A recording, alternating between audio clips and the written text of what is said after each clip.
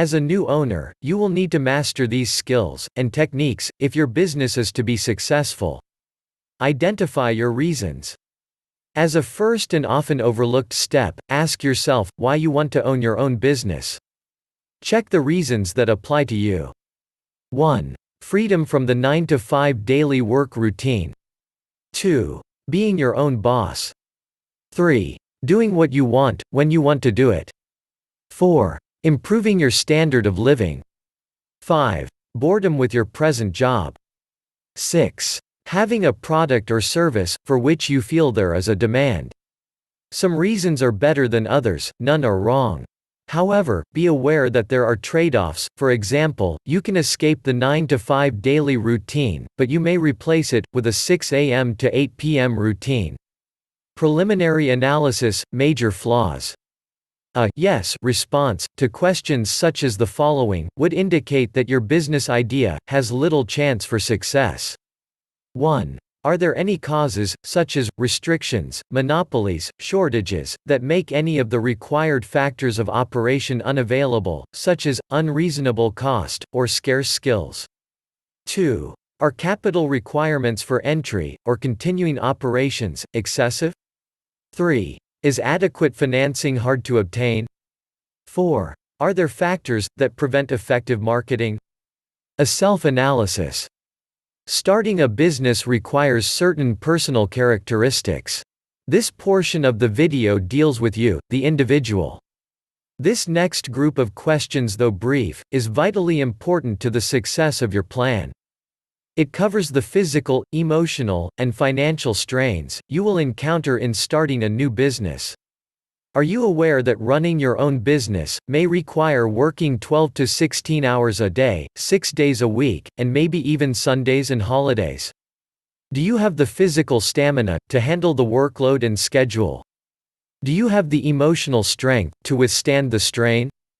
Are you prepared, if needed, to temporarily lower your standard of living until your business is firmly established?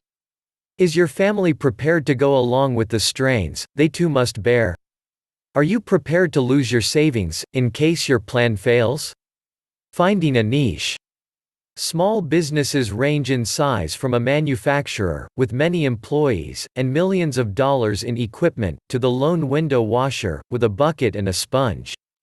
Obviously, the knowledge and skills required for these two extremes are far apart, but for success they have one thing in common.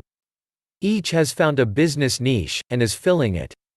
The most critical problems you will face, in your early planning, will be to find your niche, and determine the feasibility of your idea.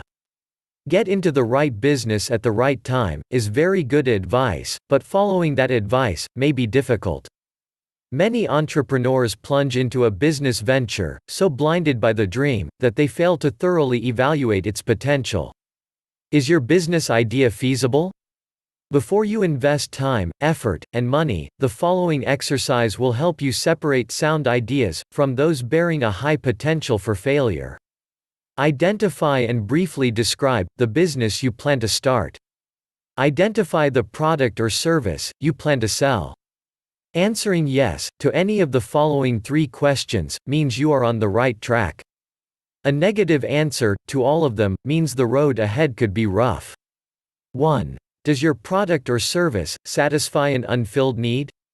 2. Will your product or service serve an existing market in which demand exceeds supply?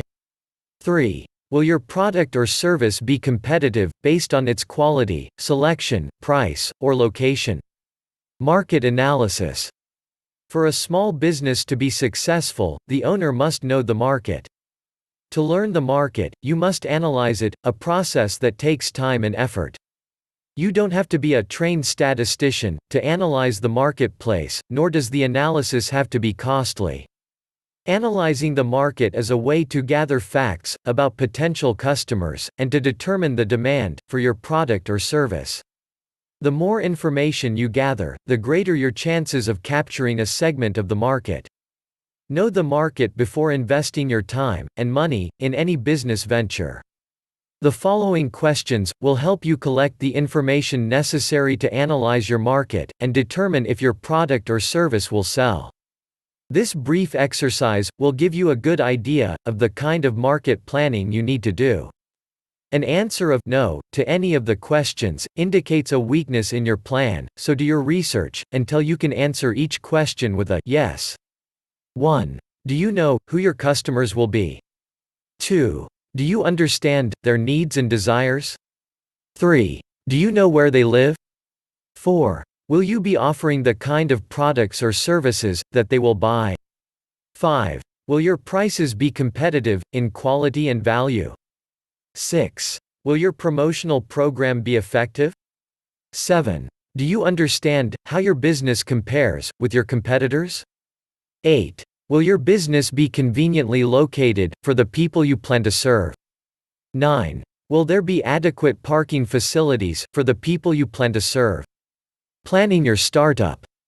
So far, this video has helped you identify questions and problems you will face, converting your idea into reality, and determining if your idea is feasible. Through self-analysis, you have learned of your personal qualifications and deficiencies, and through market analysis, you have learned if there is a demand for your product or service. The following questions are grouped according to function. They are designed to help you prepare for opening day. Name and legal structure. 1. Have you chosen a name for your business? 2. Have you chosen to operate as sole proprietorship, partnership, or corporation? Business premises and location. 1. Have you found a suitable building, in a location convenient for your customers? 2. Can the building be modified, for your needs, at a reasonable cost? 3. Will you have a lawyer check the zoning regulations and lease? Merchandise. Have you decided what items you will sell, or produce, or what services you will provide? Have you made a merchandise plan, based upon estimated sales, to determine the amount of inventory you will need to control purchases? Have you found reliable suppliers who will assist you in the startup? Have you compared the prices, quality, and credit terms of suppliers? Business records. Are you prepared to maintain complete records of sales, income and expenses, accounts payable, and receivables? Have you determined how to handle payroll records, tax reports, and payments? Do you know what financial reports should be prepared, and how to prepare them? Finances. A large number of small businesses fail each year. There are a number of reasons for these failures, but one of the main reasons is insufficient funds. Too many entrepreneurs try to start and operate a business without sufficient capital, money. To avoid this dilemma, you can review your situation by analyzing the following 3 questions. 1. How much money do you have? 2. How much money will you need to start your business? 3. How much money will you need to stay in business? In order to answer the second question, how much money will you need to start your business, you need to prepare an estimate of all your startup costs. Here is a list of items you may need to take into account. Note that this list is for a retail business. Items will vary for service, construction, manufacturing, or online firms. Decorating and remodeling, fixtures and equipment, installing fixtures and equipment, services and supplies, beginning inventory cost, legal, professional fees, licenses and permits, telephone utility deposits, insurance, signs, advertising for opening, unanticipated expenses. Now, the answer to the third question, how much money will you need to stay in business, must be divided into 2 parts, immediate costs, and future costs. From the moment the door to your new business opens, a certain amount of income may come in. However, this income should not be projected in your operating expenses. You will need enough money available to cover costs for at least the first 3 months of operation. The following list will help you project your operating expenses on a monthly basis. Typical expenses for 1 month may include your living costs, employee wages, rent, advertising, supplies, utilities, insurance, taxes, maintenance, delivery, transportation, miscellaneous. Now sum up the total estimated monthly expenses and multiply it by 3. This is the amount of cash you will need to cover operating expenses for 3 months. Deposit this amount in a savings account before opening your business. Use it only for those purposes listed in the above list, because this money will ensure that you will be able to continue in business during the crucial early stages. By adding the total startup costs to the total expenses for 3 months, you can learn what the estimated costs will be to start and operate your business for 3 months. By subtracting the totals of the lists from the cash available, you can determine the amount of additional financing you may need, if any. Now you will need to estimate your operating expenses for the first year after startup. The first step in determining your annual expenses is to estimate your sales volume, month by month. Next, determine the cost of sales. You may want to use a spreadsheet to do this. After startup, the primary source of revenue in your business will be from sales, but your sales will vary from month to month because of seasonal patterns and other factors. It is important to determine if your monthly sales will produce enough income to pay each month's bills. An estimated cash flow projection will show if the monthly cash balance is going to be subject to such factors as the following: failure to recognize seasonal trends, excessive cash taken from the business for living expenses, too rapid expansion, and slow collection of accounts, if credit is extended to customers.